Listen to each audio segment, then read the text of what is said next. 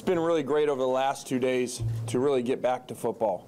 To be part of this program, Coach Saban affording me the opportunity to come in here has been great, going through spring ball, through recruiting, and really now getting back to the field. And I think the last 2 to 3 days when you come in here, it's a reminder of where you're at.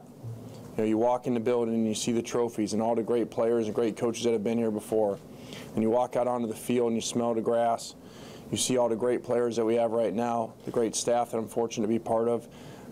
Has been very exciting. Been very fortunate to be a lot of places, have a lot of great jobs, and to come here with the opportunity that Coach Saban has given me has been great. As far as our relationship, just to be able to come in here to learn from him and really to learn the process. You know, you talk about toughness and discipline and commitment and pride about what this place is about and what he's built over the 7 years. To come in and learn that it's been really exciting. But it's one thing to learn it, it's another thing to see it. You know, I was here for 8 days during the bowl preparation, and I got to hear about it, see a little bit, but then when you see the way that the players, the entire building buys into it, you can see why the success has been the way it has been here over the last 7 years. As far as the offense, the last thing we would want to do is come in here and change a bunch of stuff. As I mentioned before, it's a great offensive staff that's been together here, had a great run last year on offense. A number of players had great success last year, so really just coming in, looking at some things, very small changes, just to make sure at the end of the day we're putting our great players in the best position to utilize their talents, in the best position for us to win games. Coming here and being around the people of Alabama, they have been great. They've really welcomed from the day that I got here and really made me feel at home. No matter where it is around town, whether it's the people in the building, whether it's the fan base, and just excited to be a part of this, and excited really just to go back to work. Go back to work of doing like the last 2 days of being in there, the grind of football, the grind of camp, and just to be part of the staff, the program, and these players. Start with Cecil. Coach, just to follow up a little bit for you personally, the transition from a different role, a different geography and so forth, how have the last 8 months been for you? Yeah, it's been great. You know, I talked about the last couple days of getting back to football, but obviously getting hired here, you're going back into football and the recruiting and the spring ball and everything. But you know, having a little time off there after getting fired at USC, you know, it kind of re-excites you to get back. And obviously I'd love to be a head coach. There's a lot of great things about that, but when you step back and you go into a role of being an assistant coach, your focus is so much back on football and player development and working with the players and the other coaches, whereas a head coach you're pulled so many different directions. So that's been exciting too, to get back to that, because obviously I did that for a long time before becoming a head coach. Mark. I want to ask you about TJ Yeldon. What did you see from him personality-wise, and what do you like about his game? Yeah, TJ, to come in and see him from the first day that I've got here, all I've seen is somebody that works extremely hard. Doesn't say very much, doesn't ever ask about how you're going to utilize me, what different plays we're going to do. He just goes to work. Trains extremely hard. You watch him in the off-season workouts during the spring, and then now that we're out there practicing, guy goes as hard as anybody on our team and just wants to be great and just wants to learn. On the left, John. Lane, you've referenced in the past mistakes you think you've made. What have you learned about yourself as a coach, and do you still have aspirations to be a head coach? Yeah, I think as you make mistakes, the number one thing that you better do is learn from them and not just make excuses for them. So I've made more than anybody probably, and like I said, to be able to go through what I've gone through and still be fortunate before the age of 40 to be here, to be an offensive coordinator with Coach Saban at Alabama. You know, you take some time to reflect on that and really to think that what I think of probably, you know, two of the most successful coaches maybe ever in football, and Pete Carroll and Nick Saban, to have the opportunity to be coordinators for both those guys at a young age, when both those programs are really rolling at the top of the ladder, have been great. As far as being a head coach, yeah, I think that's always in your blood when you're competitive. But this is not about Lane Kiffin or anything before or where he's going. This is about Alabama and getting started and a lot of hard work to get ready for a very tough opener. DC. I wanted to ask just how this opportunity came about, and how much do you think being here for those practices in December helped improve your chances of getting this job? Yeah, I don't think being here for those practices for the bowl preparation had anything to do with this. Obviously, you'd have to ask Coach Saban that. Knowing him before and just really knowing what he is about, I always thought this would be a great opportunity if it ever presented itself somehow. There was actually some conversations a long time ago, I guess, that would Coach's first year when he first got here, actually on the phone with him, and some conversation about coming here at that time. Decided to stay at USC at that time. So it was something that I had kind of always thought about, because I think the more you can learn from the more people, obviously, the better you can become as a coach. And so to be able to be around all the successful people I had before, and now to be able to come and learn about not just the process here, about what it is about with the players, but the everyday way he goes about the way he works. I don't know how someone could be more dedicated to a program as a head coach. You know, and there's a, well, whatever his age is, how does he do it? He's relentless every single day about making the Alabama football program better and everybody within it. Up front here, Ken. Hey, Coach. Yep. Was just wondering if you'd share a little bit about what you did see in December. You know, I know you came in as a consultant deal. Would you share what you noticed? Sure.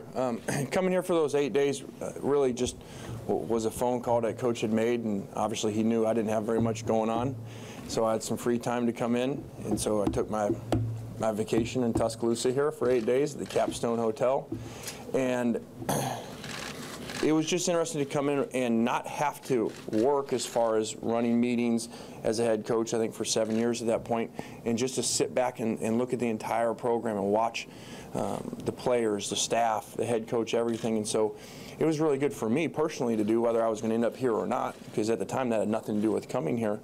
But I saw, obviously now what I'm seeing even more about the commitment and the dedication and the hard work and the way that the approach is every day here, from the coaches that gets down to the players, that really is throughout the entire building. You know, this is a place that's completely dedicated and committed to winning and to playing extremely well and working really hard. And that's what you see every day here.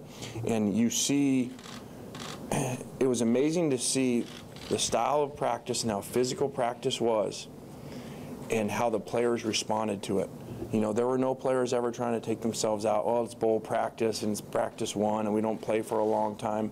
The competitiveness of the practices here is something really, really special. Right here, Aaron. You've got a couple dynamic receiving options in Amari Cooper and O.J. Howard as a tight end. What do you think of their game, and do you get excited about how you could use them? I do. You know, watching Amari, much like TJ, does not say very much. Just goes to work every day. You know, we would have workouts when we first got here, and Amari sometimes would work out 2 hours before the workout started, which I thought it was a really hard workout that we're doing, the fourth quarter program here, and he'd work out 2 hours before that. So Amari, you know, just we were joking yesterday, myself, Christian Jones, and him about some off-field stuff. And what you realize about Amari is there really isn't any off-field stuff. Amari is completely dedicated to being the best football player that he can and completely focused. And so he's great to work with.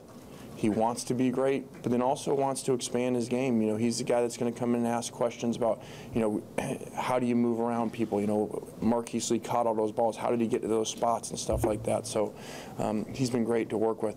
OJ, really extremely talented.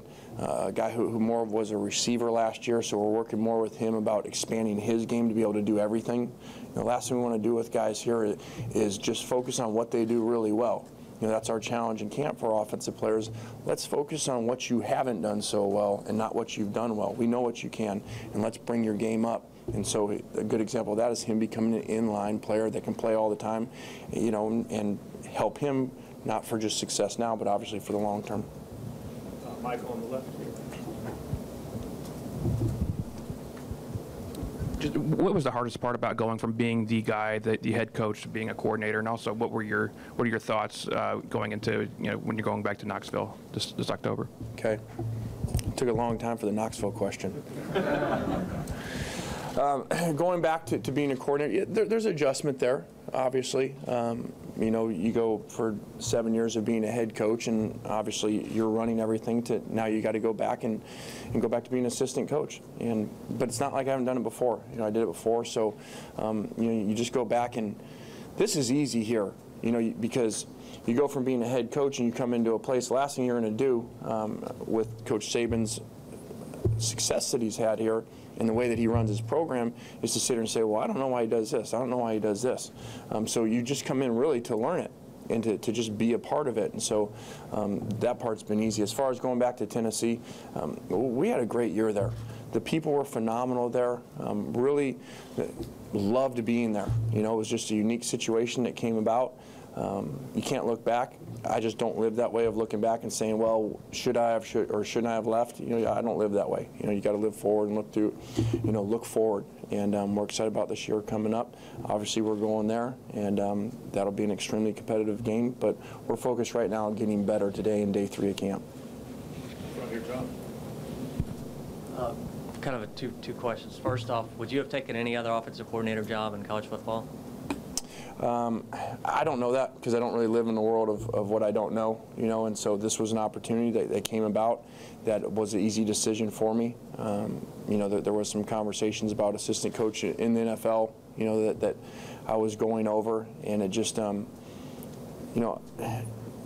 just always want to be learning and growing, and I can't imagine a better place in the NFL or in college to go to learn from someone who's been so successful and someone that teaches his coaches. It's one thing to go to a successful head coach that really doesn't have a lot of meetings and he just kind of runs his own deal.